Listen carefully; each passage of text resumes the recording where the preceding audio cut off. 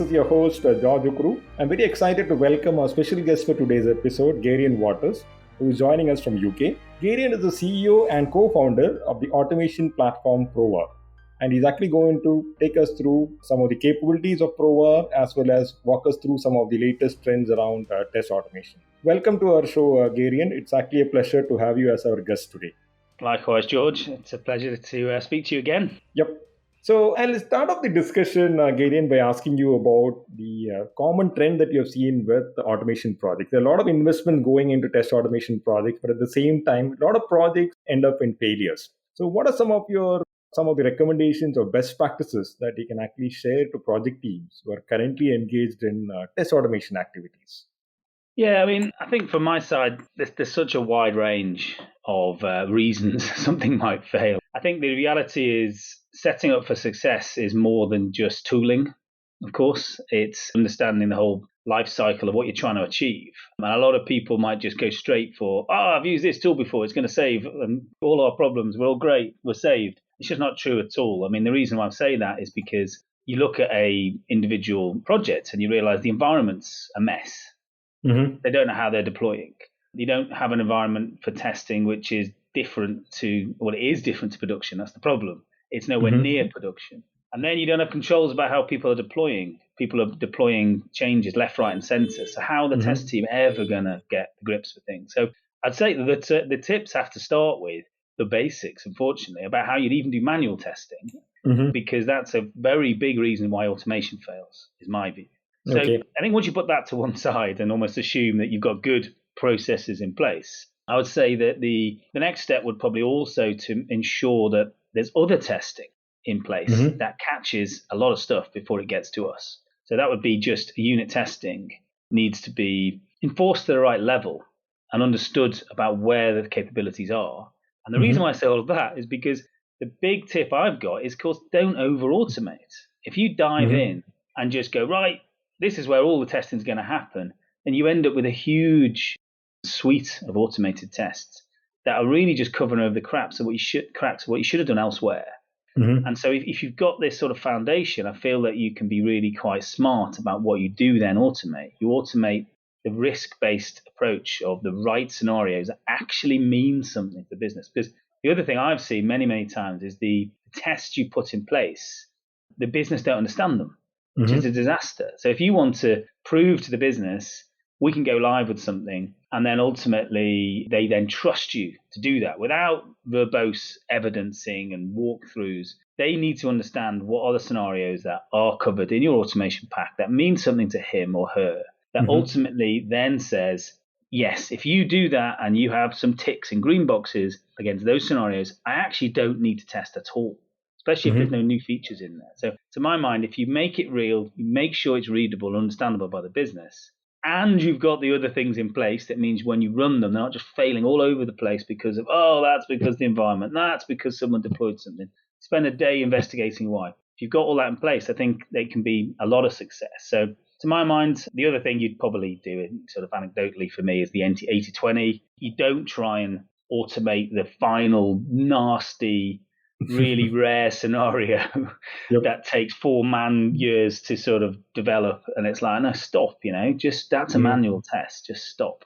Of course, the other thing I would probably say is it's a disaster if you have an automation pack that you run once a month, because you've sort of said, we don't need to run it every day. It's just not true. If you don't run it every day, you don't learn where the inconsistencies are, where the problems are. You need to tweak it. You need to investigate it every day. And then once you then have it in a good state, you rely upon it.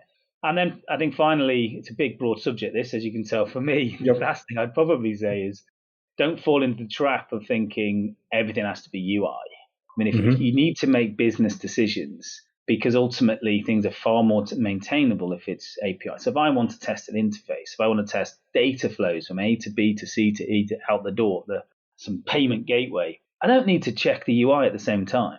And the most important thing for that business, maybe if it's a financial company, is that those data flows and currency permutations work. And I don't care if the admin halfway through, which has a nice screen that looks good, they are two different types of scenarios. So you have to design the packs regularity of running those packs, and then ultimately just ensure that things are covered, the coverage is correct for the right amount of effort. Okay, that's a great set of inputs, Geraint. Like I noted down a couple of points. It is not just the tool. You need to have a good process in place. You need to have the right environment and data to run your test. You should be smart enough in picking the right test cases, whether it is UI, API, and the other important thing that you touched upon is your business or your test should be actually making sense to your business. That means you should be actually covering more of business scenarios and workflows rather than just looking at individual screens when you actually do automation. That's a wealth of information, Geraint. Move on to another area, which is around the tool or platform. So one of the common concerns that I hear from companies as well as some of the folks engaged in testing is about the limitations in extending the capabilities of some of the automation platforms that are in place. Or many platforms do not give you the flexibility of extending its capability by adding custom code or anything of that sort.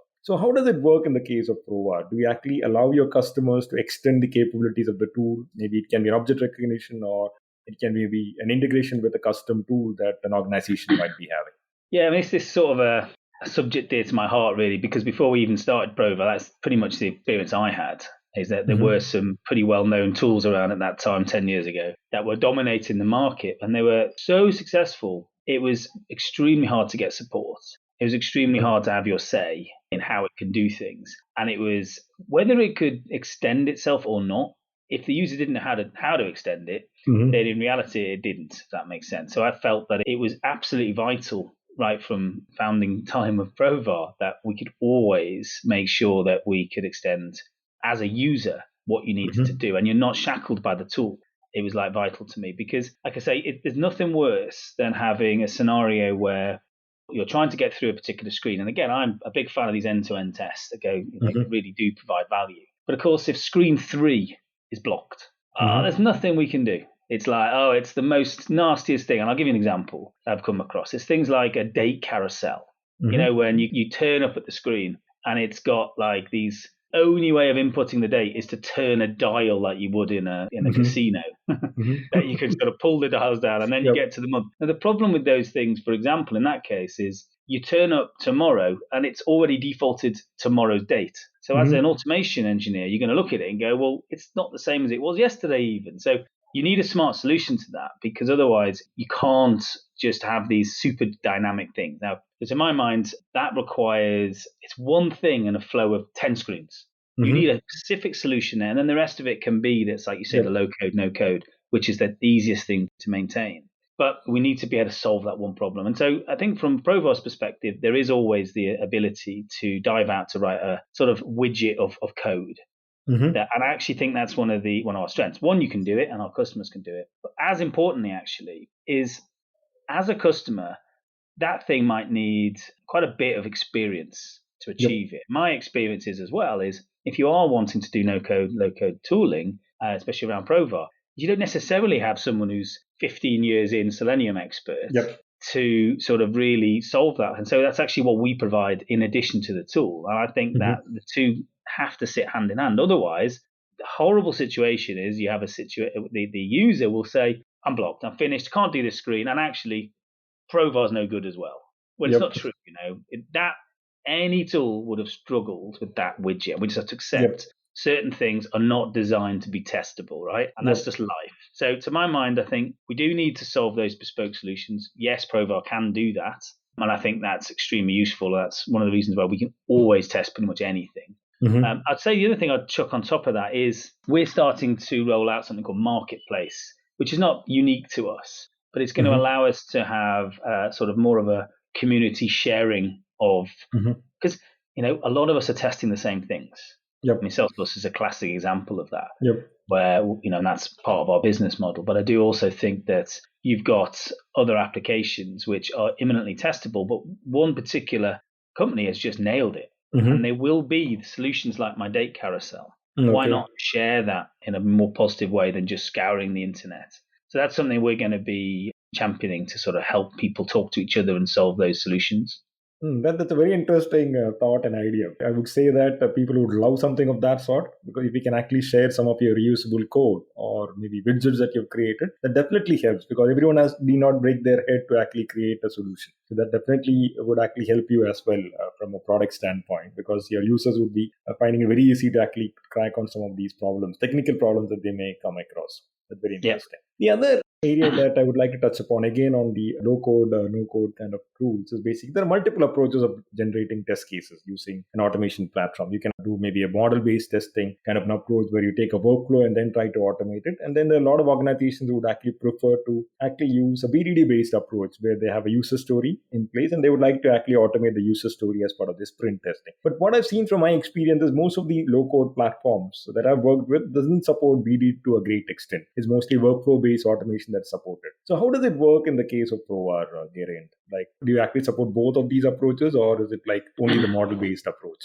I mean, I think it's an interesting topic, BDD. I've got to say, it's I haven't heard as much about it in the last few years, I've got to say, as I did maybe the years before. But I agree with your summary there as well. I think it is, a lot of tools don't support it. I mean, in Provar, we do support it, but not to its full extent. So, for example, a lot of our customers will have defined their tests in BDD language because they're familiar with it and they're comfortable with it. And again, talking about the business side, they're conversant in, okay, I like the way you described that. And of course, consistency is key. You have to make sure that everything's done in a certain way and then everyone gets used to that way of working. So from Provar's perspective, we might arrive at a new customer and that's how their tests have been defined in a spreadsheet maybe. So we have all the test steps that allow us to have the BDD keywords. So that allows us to translate that it looks and feels exactly how it's been defined. So I think that, we keep that sort of consistency across where it's been defined and into the tool. And then secondly, the big thing then is about when are you next going to want to see that definition is in your test results. So again, we have features where you can sort of have the BDD steps only printed out, to have the key variables printed out next to, the actual statements as well. So you've got the real-time answers to what actually happens for the key values and just all the different filtering that comes with that. So I think that's to the extent really that Provar has implemented BDD. And for us, actually, that's worked okay. And our customers are quite happy with that. But again, the one step further with BDD, of course, is that you'd then be generating test code. And that's why you won't see vendor products really embracing that, because we don't want some generated framework of and let's face it, it just generates like a class or something. It's not really compatible with a test tool maintaining it. So again, for me, the length we've gone to is to make sure that if you've got that test case defined in that way, then we preserve that and we make sure it's sensible and understandable. And I think that's probably the right level for Provar anyway. Okay, that's interesting to know. The other area which I would like to touch upon is around Salesforce testing. So we have seen an increase in the adoption of DevOps practices when it comes to custom development. So are you seeing a similar trend around package applications where more customers are looking at implementing DevOps practices as well as continuous testing when it comes to a package application like Salesforce, for example? Yeah, it's true. I mean, when I first came across Salesforce, which was probably about 10 years ago, which at that point felt late to the party, by the way. But the cool thing about Salesforce is people are joining the ecosystem on a daily basis, and they're really embracing it. So, but I'd come from a background of sort of custom developments where we were massively into DevOps at that point. And I couldn't really get my head around how immature the DevOps was in Salesforce at that point in time. It was extremely immature. And there's a reason for that. And the reason for it is, of course, that in a custom development, you get control of everything, right?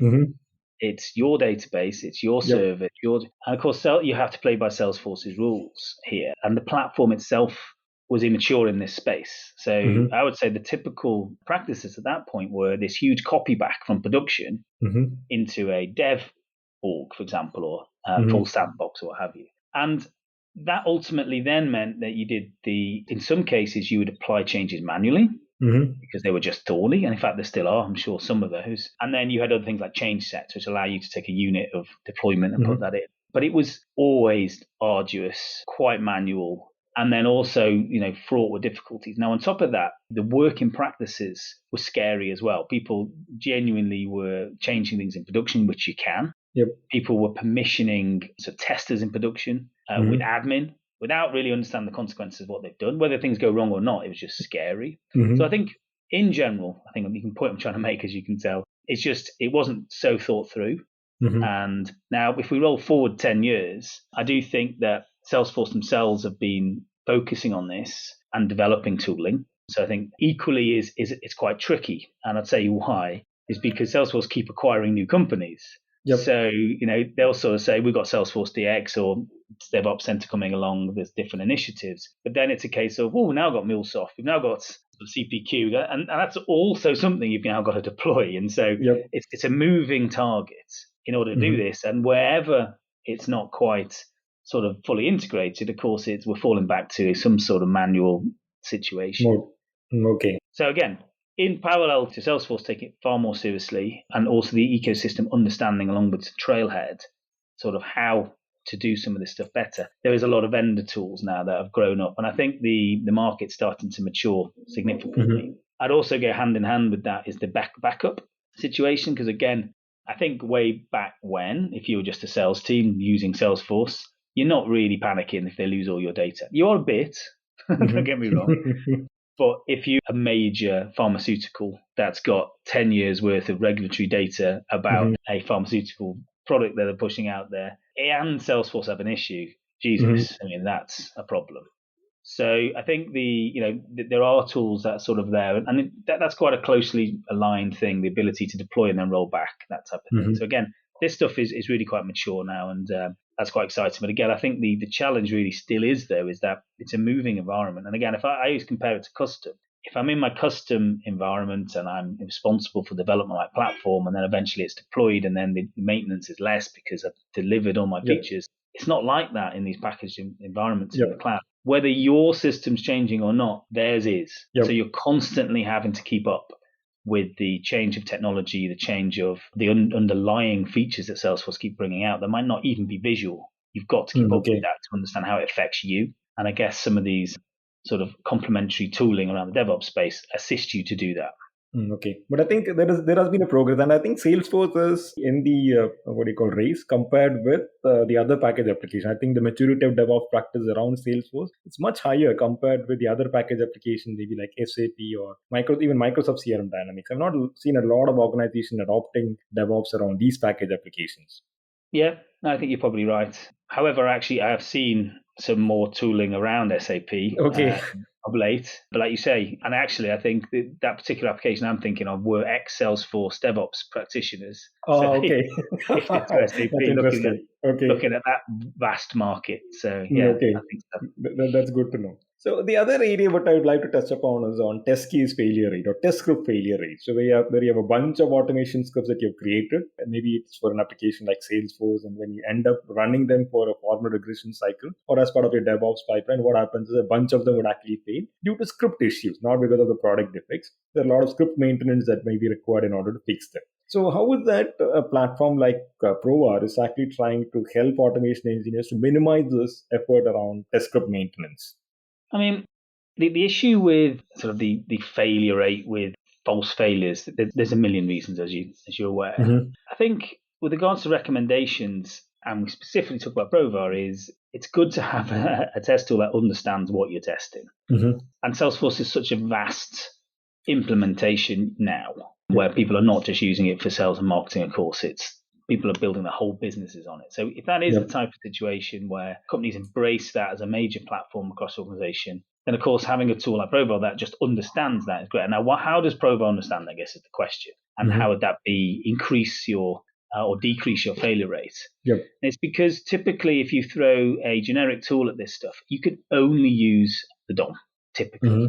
In order to test it, if you're trying to do the UI testing. We'll talk about API testing in a minute. And now, typically, that's absolutely fine if you've developed a website for yourself, because it's static, it's slow moving. You know what you've changed. If you then replace a few widgets in the middle of it, you know that your developers did it. If they completely make a horrible thing of it, you speak to them. You can't do that in this case. The cloud vendor apps the updates are out of your control, and it can completely torpedo any work you've already done. Now, the reason why Provar can get around that to a degree is because we firstly use metadata, so we know where fields are even if the configuration changes, and that's a very smart part of our USP. In addition to that, though, is there's more changes to Salesforce, which of course that come along that aren't just in the locators. There's structural things like menu items, related list positioning. And those type of changes will typically come out 3 times a year. And ultimately, the advantage we've got, again, is that we have early access to those changes. And a lot of those things are inherently built in to Provar, that knowledge, because ultimately it saves a huge amount of time in the initial creation of test cases. But again, we're then taking the hit on the maintenance of that, which benefits all our customers, because every one of our customers is a Salesforce customer. So I think that's, that does allow you to reduce the failure rate right from out the gate. Now, in addition to that, in a more generic sense, we've got something called callable tests. Other products would have something similar, maybe functions. In that sense, you've got to use those things, mainly because, of course, you don't want to have duplication across your test cases. So if you've got, in our case, I want to create an opportunity, I would typically expect to see a callable test that says create opportunity with some parameters you pass in and maybe something you get back out. Ultimately, when the opportunity object changes, you could go into that one callable test and add that new mandatory field, which all tests will need. You can't get past that screen if you don't add the mandatory field. So it just means that if you've been lazy, and it is lazy, it's actually more work, but it's also lazy. If you had 10, 20 tests and every one of them had the fields for opportunity, and then it changes, you're going into 20 tests then. And then you have to retest 20 tests. Now, in this case, you probably would have to retest 20 tests, but you know that if it passes for one, it's probably going to pass for the others. So I think that's a no-brainer. But again, that's not necessarily just a Provar thing, and that's just good practice. The other thing I'd say is vital. I mean, this is the killer, is intelligent weights. Because this is the frustration where you go, well, it worked yesterday and nothing's changed. You're right, nothing has changed. But by the way, the network was having problems and the hardware you're running this on is having a bit of an issue. And the application itself, Salesforce, they have issues. They are ultimately sitting on a database and across the world, all that type of stuff. So the reality is it can just vary. And if you're got your weights in some sort of hard-coded fashion exactly right, of course, they're going to fail over time. So anyway, again, from a Provar perspective, we have many inbuilt intelligent weights. That's around page loading, a lot of frames in Salesforce, frame loading. General sort of work is also retries. So if something's going to fail, don't just bomb out. Have the option to just try again and then fail, because it just makes sense. But again, in custom frameworks, a lot of this stuff has to be consciously written. And again, if you don't have a great framework to live within, then again, it's just code after code after code. And a lazy way, again, to do it is to fix it on failure every time. Oh, well, that one field failed. Well, I better go and change the time on that. And then next time, it's not that field, it's the one above it. Oh, I'll change it. I mean, you laugh probably because you've been on projects where the time consumed to really make it mature is months. Too much effort on the simplest of tests. But again, I think, it is where we've spent a lot of time improving what we do. And also one of the hardest parts of that, just to keep going, is really when it's happening via, for us, sort of the Ant, for example, which is where we run either headless and those type of, because a lot of people want to end up just running this stuff overnight. And that's a particularly nasty thing to after the fact, just understand what's happened. So to have that sort of baked into your tool, to have that to reduce the failure rate is pretty valuable to the team on the ground, having to live with those failures. That's an interesting set of practices, Gary. And one thing that I've realized from my personal experience is the more you run, the more stable it becomes. And that's very important also. You were mentioning about the number of times that you need to run a script. I think if you keep on running it, your script would be actually in a very good state. You'll be able to fix some of the synchronization issues. It'll be more reliable, and you can definitely cut down on your failure rates as well. The other area that I would like to touch upon, so there is a general perception in the industry that Provar is a Salesforce testing tool. But I know that you're supporting a lot of other technologies, a lot of package applications. So can you throw some light around the capabilities as well as some of the package applications that you're supporting in addition to Salesforce? Yeah, I mean, we're very focused in how we talk about ourselves because, like I said earlier, we only have Salesforce customers, and we're dedicated to solving what is a nasty testing problem and keeping our eye on the ball because it's constantly evolving. What we tested 4 years ago in Salesforce looks nothing like how we test it now. That takes a lot of effort to keep up to speed. So it's just really important that our customers and people understand that, because it is this sort of evolution that's going on in front of our eyes. But that said, Salesforce projects are not Salesforce alone. I mean, if you want to do end-to-end testing, you have to be able to do the integration points. You have to be able to do the commonly integrated systems as well. And so from Provar's perspective, we've tested, continue to do so, Workday, SAP, Oracle. And at the end of the day, that if you can't do those things, then of course you're just an island of automation, which is exactly not what we are. So we pride ourselves in the ability to end-to-end, pride ourselves into the business flows that we can test. But what we do say is that, we do have, things like the intelligent weights and built-in variables and all those type of features, but we don't have special source like metadata because in general, it doesn't exist. So we test those applications in the same way that you might do by leveraging the DOM and intelligence. So for that reason, we don't shout from the rooftops. We're an SAP testing tool. It's not really for us to say. We can do that as well as anyone else from that perspective, but we specialize in that end-to-end testing, so we can test SAP, we can test. But on top of that, I've got to say, what's really important is when we do start getting into the realms of this application hopping, which is in your cream of tests, really. It should be, you don't take that granted. Like I say, you have that unit test layer, you have these different things coming up.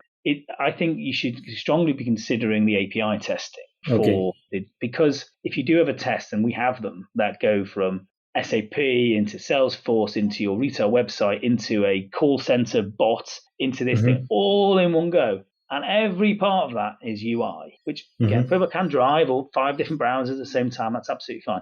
But let's face it, browsers are inherently unstable in what they do. And especially if you then start doing it headless and on a Unix box, that type of thing. So to my mind, if we're smart, we can make sure that we choose certain things that like, well, do I really need to do the UI on that one? Can I do web service calls? Can I maybe do an email testing approach where I intercept the email, download the PDF, check the content of the PDF. So from my perspective, I'm trying to say, I think is it's really important to choose for the really important scenarios, did it need to be UI at all? And for that reason, Provar can easily do sort of, these more complex tests across multiple apps.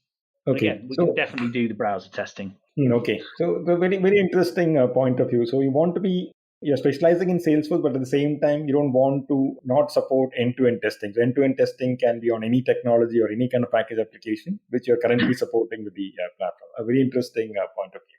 Finally, I would like to ask about the upcoming plans or some of the cool features that your team is actually working on. I know that your development team has been pretty busy since last couple of months. So what are some of the cool features that you're planning to release in Provar in the next, I would say, maybe the next 6 months or so? Yeah, I mean, in addition to obviously the work I've sort of mentioned already, where we keep up with the releases, we've got a release coming out soon to support that. And also we're heavily investing in developing solutions around LWC, which is the sort of development framework for Salesforce. But on top of those things, we do have a major new launch soon for Provar's test management solution. So we're currently in beta with select customers and sort of imminently planning a launch date for that. Now, I think the background to this is, like I say, Provar, we've been around 10 years. We've got many, many customers, over 200 customers in the enterprise space. But what we're all still seeing in many cases is many teams heavily relying upon spreadsheets for reporting and pulling different sort of islands of information together in a disparate fashion, because typically a lot of the integration tasks and that collation tasks is quite time consuming. So it's very hard when you've got to break the back of an automation project to be investing in those type of things. So what we've developed is a native test management solution for Salesforce delivery teams, which is ultimately there to help us organize, analyze, and optimize the Salesforce testing activities. And it's quite exciting because I think it is going to allow us to sort of really organize these projects around the sort of reporting needs that you have for the business, get rid of your spreadsheets, and on top of that, allow us to analyze it. So once we have that data, we can really visualize it and look into it, see what defects. So we're going to have good integration with the defect management tools to allow us to really understand link failure rate with what actually happened, and have that quality metrics to get a better picture of quality across the organization. And then it goes further. We can start to sort of really optimize the hub for planning, execution, integration. So you can really pull all this information together, whether it's unit testing or whether it's sort of code quality things. So it's really, we're really excited about it. You're going to hear a lot more about that in the coming months. That's very good to know that you're bringing in a test management feature as well into the platform. So we've run short of time, Geraint. So thank you so much for joining us and sharing some wonderful insights around test automation, Provar, as well as on Salesforce. So it was very useful. There are a lot of new learnings, and very happy to know that you're coming up with new features around the Provar platform that is worth exploring. So thank you so much again for joining, and have a wonderful day. Yeah, thank you, George. Great to see you again. Before we sign off, we would like to thank all our listeners for the wonderful support. We started our journey with the Automation Hangout podcast series during the end of February this year, and today we have crossed 2,000 downloads within a time span of 3 months. We have also been listed in the top 20 software testing podcasts by FeedSpot last month. We would like to thank you all once again, and until we meet again, goodbye.